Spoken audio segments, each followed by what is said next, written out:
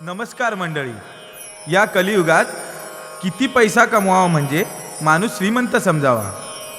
संत तुकाराम महाराज म्हणतात, नीतिधर्माचे आचरण ठेवता यावे, मुलाबाळांचे संरक्षण करता यावे, आईवडिलांची काळजी घेता यावी, अब्रूने जगता यावे.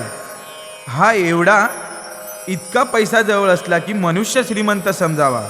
म्हणून म्हणतो, ग्रंथ समजल्याशिवाय संत समजणार नाही आणि संत समजल्याशिवाय भगवंत समजणार नाही.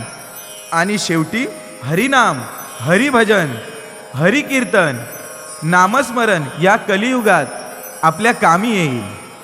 देवा पांडुरंगा चरणी आपण प्रार्थना करूया की जे काही कलियुगात लपडत चाललंय त्यामधून आम्हाला तारून येईल. देवा पांडुरंगा ज तुझ्या भजनात, देवा पांडुरंगा ज तुझ्या भजनात, लपडा कलियुगात घडतंय, कलियुगात लपडा कलियुगात घडतंय, कलियुगात लपडा कलियुगात घडतंय, कलियुगात.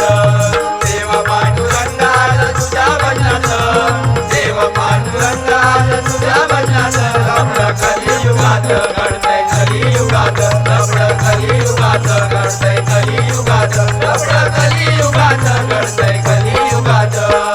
उलटी आज येते वाहे गंगा, पापी आज येते करती दंगा. पापी आज येते करती दंगा, पापी आज येते करती दंगा. माजला रे कली येथे कलियुगात, माजला रे कली येथे कलियुगात, लफडं कलियुगात घडतंय, कलियुगात लफडं